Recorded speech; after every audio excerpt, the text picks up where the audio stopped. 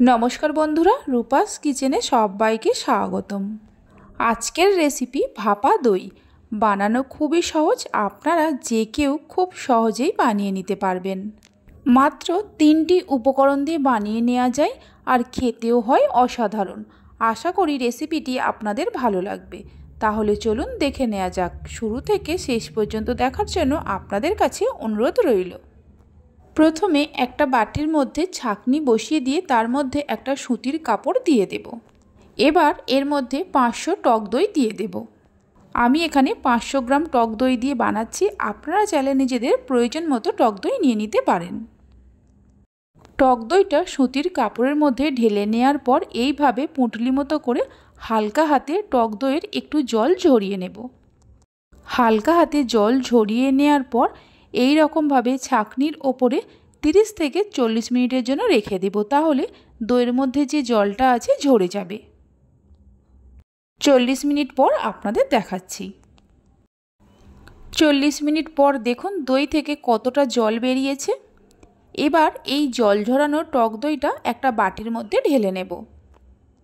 এই ভাপা দইটা বানাতে খুব বেশি সময়ের প্রয়োজন পড়ে না, আর এটার স্বাদ এতটাই ভালো হয় যে বলে বোঝানো যাবে না।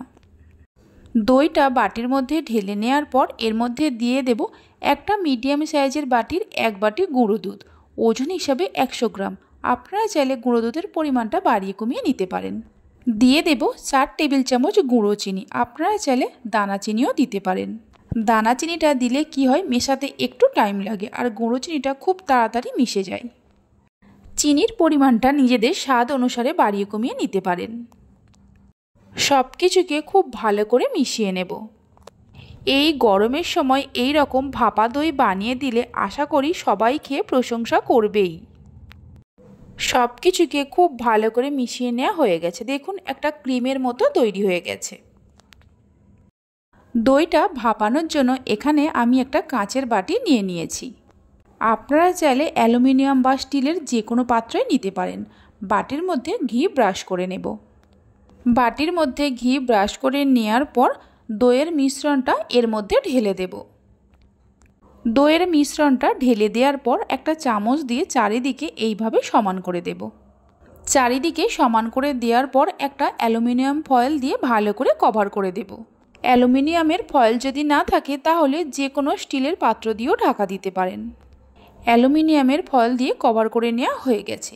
এদিকে একটা কড়াতে কিছুটা জল গরম করতে বসিয়ে দিয়েছিলাম। জলটা যখনই ফুটতে শুরু করবে এর মধ্যে একটা স্ট্যান্ড দিয়ে দেব। স্ট্যান্ডটা দেওয়ার পর দইয়ের বাটিটা এর ওপরে বসিয়ে দেব। গ্যাসের ফ্লেমটা মিডিয়ামে রেখে ঢাকা দিয়ে 20 থেকে 25 মিনিটের জন্য ভাপিয়ে নেব। 25 মিনিট পর আপনাদের দেখাচ্ছি। 25 মিনিট পর ঢাকা খুলে এটাকে নামিয়ে নিয়ে 1 ঘন্টা নর্মাল ফ্রিজে রেখে দেব। 1 ঘন্টা পর আপনাদের দেখাচ্ছি। 1 ঘন্টা পর এটাকে ফ্রিজ থেকে বের করে নিয়েছি। ঢাকা খুলে দেখাচ্ছি, দেখুন কত সুন্দর হয়েছে।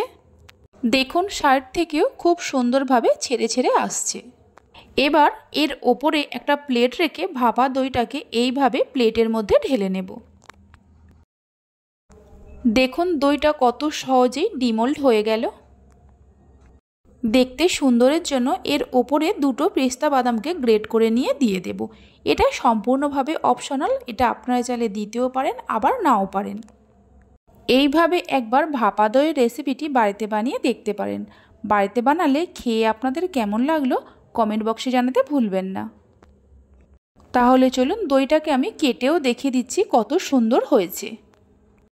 আমার রেসিপি যদি আপনাদের ভালো লেগে থাকে অবশ্যই একটা লাইক করবেন, আর ভালো লাগলে চ্যানেলটি সাবস্ক্রাইব করে পাশে থাকা বেল আইকনটি প্রেস করবেন, তাহলে আমি যখনই কোনো রেসিপি দেব খুব সহজেই দেখে নিতে পারবেন। ভিডিওটা আমি এখানেই শেষ করছি। আপনারা সবাই ভালো থাকবেন, সুস্থ থাকবেন। ধন্যবাদ।